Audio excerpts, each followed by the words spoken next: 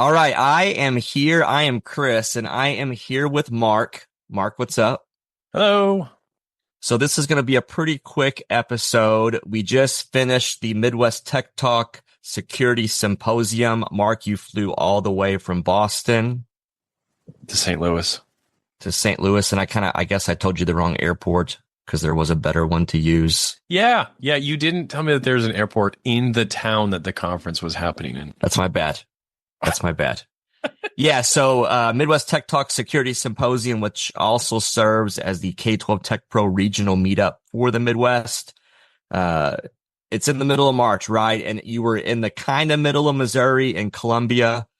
We had like 160 attendees, had a bunch of sponsors. So we're just going to take a second or two to unpack the conference, talk about the hot topics and issues that were brought up. And then we're going to get out of Dodge, and we have a cool interview with SaferWatch. They've been hanging out with us. That's going to be at the end of this episode as well. So before we really dig into this, we want to say thank you to our sponsors of the Security Symposium, but in particular to NTP, Lightspeed, Classlink, Fortinet. They were there. We got to hang out with them there, but they've also supported the podcast for a while now too. So check them out. So yeah, let's talk about the conference a little bit, Mark. Day one, we had, some like workshop things going on, and NTP was there with, Jason Rooks on K-12 Tech Pro. And we talked about, they did 2 hours of incident response planning, and then they went through playbooks for 2 hours. I think I saw you in there a little bit for some of that. What do you think? Should we be worried about incident response? Well, no, I don't. I think you should just kind of throw that off to the side. You're never going to have any more incidents. It's cool. We're done with that. Jason Rooks did a great workshop. I think what I really liked about it is the first part of the workshop was all about the why and the how. And so he had like a whole bunch of different templates for incident response plans. And the whole thing was just about like, we hear about it, we go to conferences, we learn about them, and we learn that we should be doing them. We never set aside time. And so it was all about workshop time and giving people time to work with each other, either within their districts or with other districts, and build out their incident response plan. And he made a very, very accessible way of doing so by saying either use the one you've got, and there's a bunch of districts that had their incident response plan in various states of maturity. And then it's like, if you don't have one, here's a whole bunch of templates for you to work with. And people worked throughout the day. It was a really, really cool session. Yeah, it was, I know there was one particular person that sat there almost for the entire 4 hours, that session and the second one. It was kind of off to the side a little bit, didn't like really engage with everybody else, but that's okay. Yeah. Because, he said that at the end of the 4 hours, he was like finished. Like he had That's great. Pretty much his plan ready, which was this great reminder. Like, we just need time. We need isolated time or time with our team to sit down and knock some of these things out. Yep. I know the second session was like running different playbooks. Did you sit through any of that or no? I did not. No. Was that the hunt or the capture the flag? No, it was with Rooks and NTP again. I think they ran it was like different scenarios. Like, okay, now you have your plan. Got it. Okay. Let's run some things out. Yeah, next door though was some capture the flag stuff, which I know a lot of people geeked out on that. And Weston and Steve put that thing on, and it was awesome. Can you describe what it was? Because I expected, when you say capture the flag, I just expected a whole bunch of people to be like running around the conference trying to get a little flag. Piece of cloth. Yeah. So they came with a like physical computer server. Yep. Really fun too, because we use the hotel's, shout out Stony Creek, Columbia. We use the hotel's wired connection, their wireless. And there may or may not have been like a network tester plugged into the wall, and they like figured out what VLAN it was on and if we could connect with the wireless to it as well. And they did a little bit of rigging up. That sounds cool. I'll skip over some parts. Yeah. I saw things I shouldn't have seen. So anyways, you came in and you connected, and they had like this thing. Like, this is what you're trying to do. This is what you're trying to accomplish with this computer. And then they had like a leaderboard thing rolling, and you were just giving, I think it was like 20 plus different like challenges of trying to like, decrypt this file and get to this thing and do this thing. And they gave out the NTP coins that we do on K-12 Tech Pro as that went along. And then you unlock this final thing at the end. That's awesome. Pretty cool. It's like, I think it's pretty, I was telling those guys, I think if you've never done one, I think it's intimidating to walk into the room for the first time. Okay. But then you sit down, your neighbors are going to help you along a little bit to get you started, to give you exposure. Basically, you're getting some exposure to what the bad guys might be doing, or different tools to look at. Very cool. Anyway, that was day one. Day two was all of our sessions and some keynotes. So we did 2 keynote things. One was with Julian and Eric, and that was what we learned from CrowdStrike. Mm-hmm. So big school district in Missouri, they got hit with the CrowdStrike incident. CrowdStrike was at our July conference, and we cracked a bunch of CrowdStrike jokes. Yep. It was beautiful. And then they were at this conference as well. And I'm sure their hearts skip a little bit when they walk in and see that they're like the keynote, but they weren't invited to be a part of the keynote. But it wasn't really blame on CrowdStrike. How the keynote played out. It was this bigger picture thing as well. What are some takeaways you had from it? They did a great job, and it was all about how they responded during that day. But they told the story in the context of, this is what you need to be prepared for, and this is what you need to plan for. So they had some lessons around, again, incident response planning and the importance of it. They also, I at least took away that the value of an incident response plan is that when you are hit with an incident like that, like CrowdStrike or maybe something worse, the easy stuff is already taken care of. You've got your phone numbers listed out. You know who to call. Yeah. You know what basic steps to take. Because their whole point was that the CrowdStrike one was really, really unique, and a lot of it was trying to figure out what's up, what's down. Julian talked about that, they were logging into CrowdStrike or logging into their systems, and they knew what was down. And then as soon as the update hit Julian's computer, it was also taken out. So like that idea of staying flexible and using your incident response plan to take care of the bare bones things, so you can focus on the unexpected. It was great. It was very well done. Yeah, the 2 like little nuggets to think about, having a computer that's the computer you're going to use when the world is ending around you. Yep. Because like you said, he was using a computer that had CrowdStrike on it. Right. So he got going, and then it got the update. That's just a little nugget, like a different computer. Yeah. Than what has all the traditional stuff of what you have within your district. And then a second thing he said that hit me pretty good was to have a paper copy of your plan with all the phone numbers. And I do that, but it's in 2 places at the school. And he just mentioned like backpack or at home. And I hadn't really thought through what that might look like, because it might be the 2 a.m. phone call. Yeah. And now, what are you going to do? You're going to take the trip into school right away, or do you need to do some instant stuff remotely? Yeah. So just 2 little nuggets of whatever there. The rest they played out a bunch of sessions. I wanted to barely touch on this one, and then we'll jump into the interview, I think. But Google was in town. Google hung out with us. Several things from that session that my school, as example, we've just spun up our AI committee. We're going to try to land on what tools we support as a district. Can a teacher do a support ticket with tech department for ChatGPT? Yes, no. We need to figure that out. Google Gemini continues to be this, quickly changing, getting better thing, like most systems are being. But he showed off. So the theme was Jurassic Tech at our conference. Mm-hmm. And cool was we had people bring in old tech, bunch of old Apple computers. There was a Morse code thing. Well, he had Gemini on his phone, of course. just showed Gemini to the room. Gemini was like, "It looks like you're at a technology conference." And he was like, "Gemini, what is this?"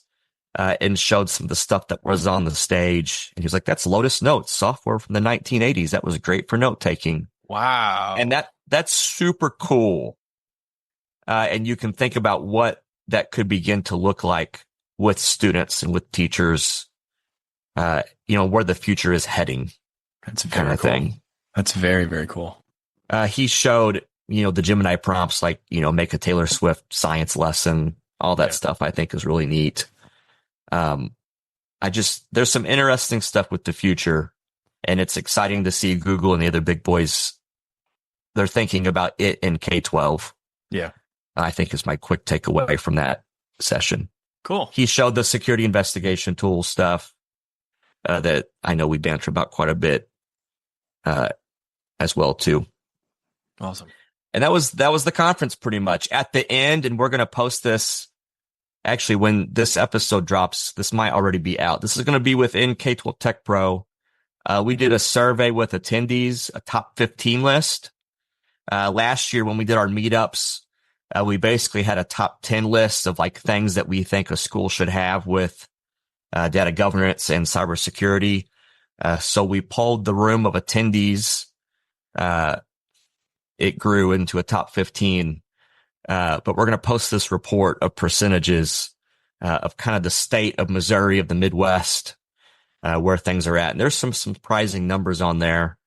Our area, I'll just give a little teaser, way high numbers on SPF, DKIM, DMARC, email security, for example.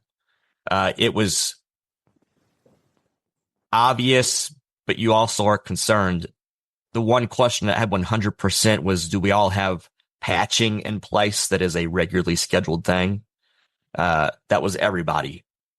But there were some things in there, and again, we'll post this to Pro, but local admin rights still have some work to do. Staff MFA still have some work to do. Yeah. And those are two concerning things that, you wish it was 100%. All right, Mark, anything else for the good of the cause? No, thank you for having me in Missouri. It was great to be out to Columbia. I'd never been there before. Funny story, I drove past the zoo, the Mizzou. I almost said Missoula again. Missoula, Montana. No, Mizzou football stadium where my dad used to play football in college. So that was cool to see, and I was able to connect with my dad about his experiences in Columbia. And then that's super cool. Yeah, in the hotel, you said be prepared. Bears and whatnot. I thought I was prepared. I did not expect there to be a hot tub next to my bed. It's like a winter retreat, we call it. Yeah. It's the Midwest Tech Talk Winter Retreat. So all good. All right. Up next is an interview with SaferWatch. Check out SaferWatchApp.com. If you do check them out, click request a demo and mention us. But here's that interview. It's a good one. All right, so I'm hanging out with SaferWatch. I got Sam Ambrose, who is a representative with SaferWatch. Sam, how's it going? It's going good, Chris. Nice to meet you. Thanks for having me on today. For sure. And then Alan Smith is with us. He's the safety director at Winfield Schools in Alabama. Alan, how are you doing today? Doing great. So I guess this is probably the 6th episode that we've unpacked SaferWatch. And we always like to try to get in an interview towards the end or at the end because we fumble the ball all through the 6 episodes. We talk about SaferWatch, but we want to make sure our listeners know well what SaferWatch is, what it does. And Sam was talking to your team, and of course, it makes sense to have someone using SaferWatch come on. So before we talk to Alan too much, Sam, would you just give us kind of a quick little history about SaferWatch? What do you guys do, that kind of thing? Sure. Thanks for asking. So SaferWatch, we're headquartered in Fort Lauderdale, Florida. We are a mobile and panic button solution for both emergency and non-emergency types of communications. Today, we're in 32 states and growing. We're in 6 of the top 12 school districts nationwide and growing. We're in places of worship, hotels, malls, hospitals, you name it. The crux, really the foundation of SaferWatch started right after the Pulse nightclub shooting in 2016. And the company's roots are kind of founded in tip and threat notification directly to law enforcement. Okay. So what had really, I don't know if you guys know the quick, I'll give you the quick history. The person that committed that act of violence, the Pulse nightclub was not their first destination. They were targeting a tourist destination in Orlando. You can probably figure out which one. And when he got there and basically saw a bunch of armed guards, he was deterred and he chose a lesser secure target. I don't know why he chose that particular place, but after that incident happened, I mean, you think about, you're in a closed environment, people with no communication, no way to get out other than try to call 911. And, you know, the founders of our company, Gino and Shannon, basically figured out there had to be a better way to report an incident. Then fast forward to Valentine's Day, a few years later, in our backyard, we're in Broward County, Florida. Marjorie Stoneman Douglas High School is 15 minutes from the office. You all know what happened there. It was horrific. And on the heels of that, you know, there's a law now in Florida. There's a law in 7 states across this country, and there's 8 more trying to get it approved right now. But the law is called Alyssa's Law. And the law basically states any public K through 12 has to have the ability to report an incident to 911 without dialing 911, and has to have that ability to send text, photo, video in real time to a PSAP or to a 911 operations center. That's one of the things SaferWatch does. That's probably one of the best things SaferWatch does. And I was telling one of our folks here today, you know, thank God that our ownership, you know, with Gino and Shannon had the foresight to do that, because it is a point of difference for SaferWatch to directly connect to 911. And, you know, Chris, I don't know if you'd ever called 911, or, you know, when I get into a conversation with folks, I ask them, hey, look, have you ever called 911? So I'm going to ask you, Chris, have you ever called 911? Yeah, I'm trying to think if it's been once or twice. Yeah. So, you know, when you call, you go through this interview. 911, what's your name? What's your emergency? What's your address? Well, SaferWatch takes that interview time period away. Because when somebody uses our mobile application, we have basically emergency panic buttons on a phone, and we have physical panic buttons. But when someone uses a panic button, the 911 operator knows who you are, they know where you are, and they know what type of emergency without talking, right? It's all kind of reported in there. And then the other problem that we solve is that when somebody calls 911, only 2 people know it's happening.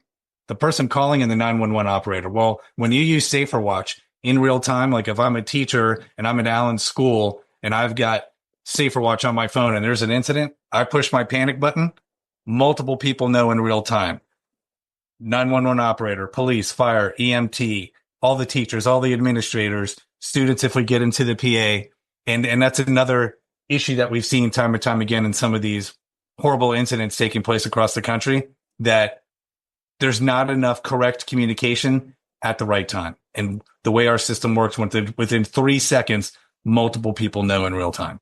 Yeah. So at a very high light, that's what SaferWatch does.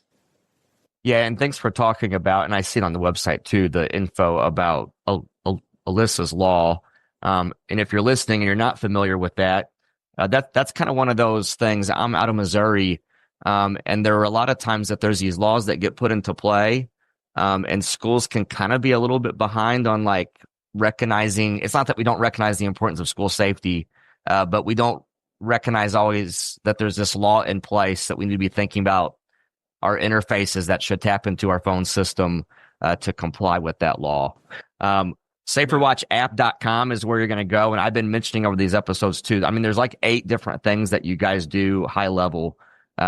So I think with that said, let's get into this a little bit. Alan, would you talk about, I guess, you know, why SaferWatch? What made you start to go down the lane of SaferWatch?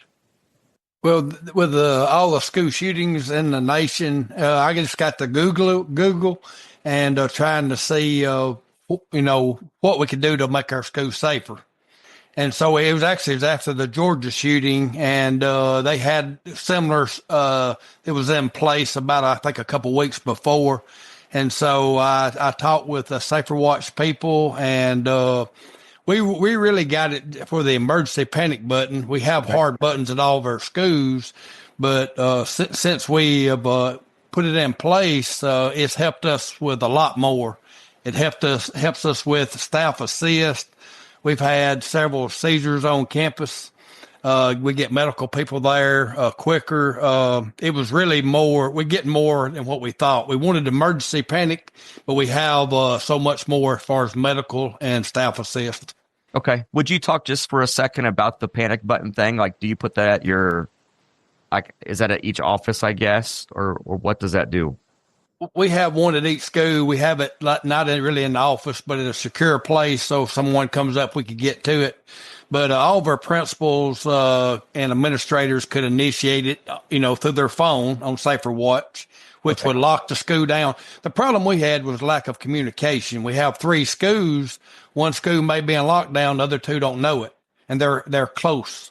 Yep. So now if we have a lockdown, it notifies the other schools, of course, it notifies the police, and it time is everything during the shooting, and it cuts down our response time.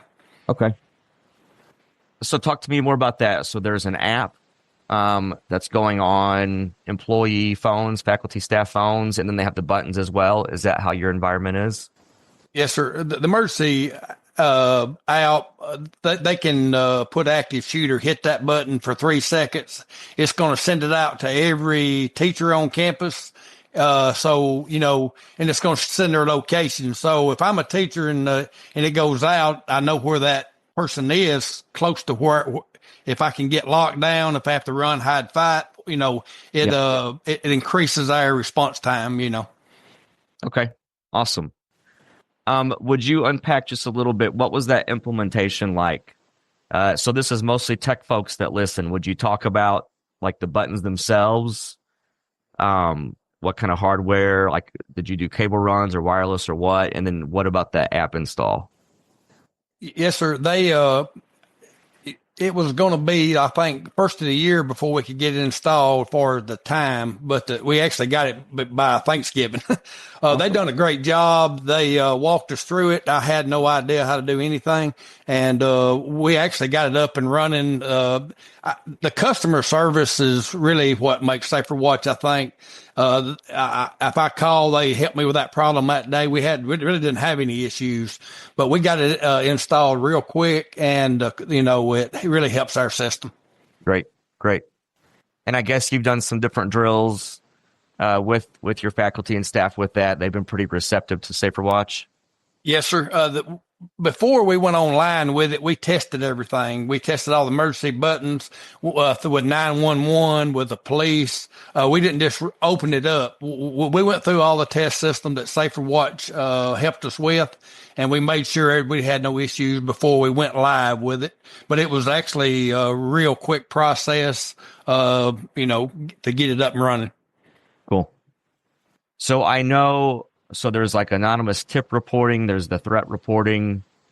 Is there anything else, Alan, that you're doing like with beyond the panic button? Like you mentioned the staff assist. I guess, are you using the other modules in this as well, or is that something that you're looking at? Yes, we have like the panic emergency button, which is medical, which would go to the EMA, go to the emergency people. Okay. Yeah. But we have a local emergency button, which is a staff assist. So if someone hits it notifies our nurse or administrator, and they can get there. This morning we had a student had a seizure. It's really important. Anyway, it gets us there very quick and lets us be aware of what's going on. I really didn't think that we'd use that much, but it's been a big for us. That's what. Again, over these last several episodes, well, I'll quick read through it because I've chugged through these several times. Anonymous tip reporting, threat reporting, incident management, drill tracking, threat assessment, mobile panic alert system, mass notification alert system, reunification and safety check-in.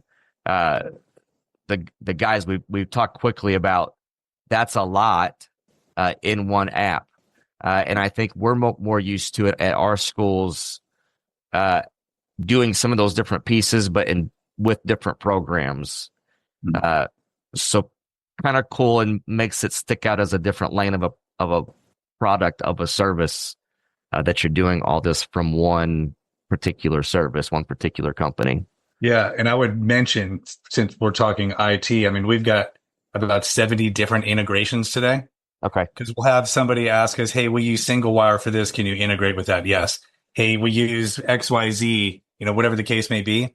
So we do integrations. We don't charge clients for integrations, really, depending on what it is. It's just if they're other third party that they're using charges, that's one thing. But SaferWatch, traditionally, unless it's something crazy off the charts, we don't charge for that. We want to integrate with other systems, because if that's what our clients want, we want to be able to make them happy and keep them happy. Awesome. That's really all that I had. Alan, is there anything else that you would want to share about your experiences with SaferWatch? Well, we have to be good steward of their money. So we looked at getting something. We wanted to get something that we felt like that, of course, would help us. But the price of SaferWatch and the customer service, to me, sells it. They've been great for us, and my superintendent has presented to the board several times and bragged on our system that we went with SaferWatch. And the Alabama is going to be in the next several years, like you said, they're going to mandatory have to have a hard button, and so we're actually ahead of it. So they've been great for us. Yeah, and what a good thing to be ahead of in that safety. That's this whole deal too. So we talk about this Alyssa's Law stuff again. We don't want safe schools just because it's law. We want safe schools because we want safe schools. Yes, sir. So whether or not Alyssa's Law is applying to your state or not, this is for sure something to check out to get ahead of. Sam, do you have anything to add? Yeah. I would just say, it's helping just communicate. I think everybody knows what the problem is. I don't think there's one simple solution to the problem. Although I will tell you this, because Alan mentioned the Georgia shooting that took place in September. And I was watching, I don't know what news outlet I was watching, but one of the parents, Mr. Schachter, his son also perished at MSD. They asked him, hey, look, with things the way that they are and politics the way that they are, what do you think the best way is to solve this problem? And he said, what we've seen over the past several years is that advanced tip and threat notification, and people, you can use the app as a student. The students don't get access to a panic button, but a student could use the app. It's free to download to report a tip or a threat directly to law enforcement as a known or as an anonymous person. And I talked to a group today that had an incident a year or so ago, and I asked them, hey, why do you think the students didn't report it? Like, they didn't follow that. If you see something, say something. We like to say, if you see something, send something. But when they interviewed the students later, they said, look, we didn't want to be known as a narc. Well, there's an anonymous feature in SaferWatch where if I see somebody post something on Snapchat, like a picture of a gun, and hey, watch out, ABC school tomorrow, they can report it and it wouldn't know exactly who it is. But the people that need to get the information can get the information and take action.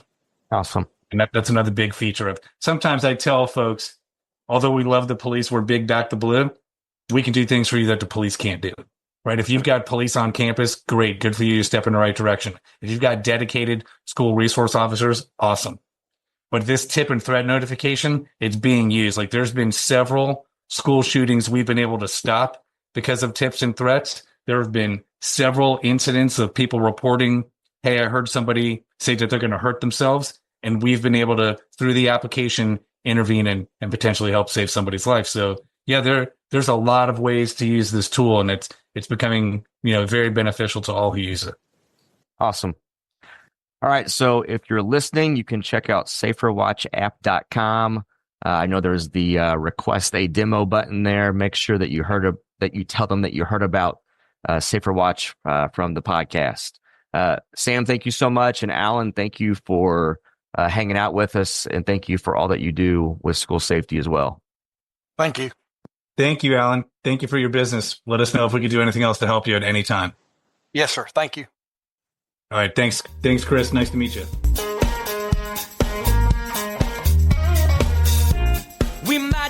to say you share the same pain that I do. The views and opinions expressed on the K-12 Tech Talk podcast are the personal opinions of Josh, Chris, and Mark, and do not represent the views or opinions of our sponsors or other organizations that we're affiliated with. The material and information presented here is for general information and entertainment purposes only. Thanks for listening, and we'll see you next week.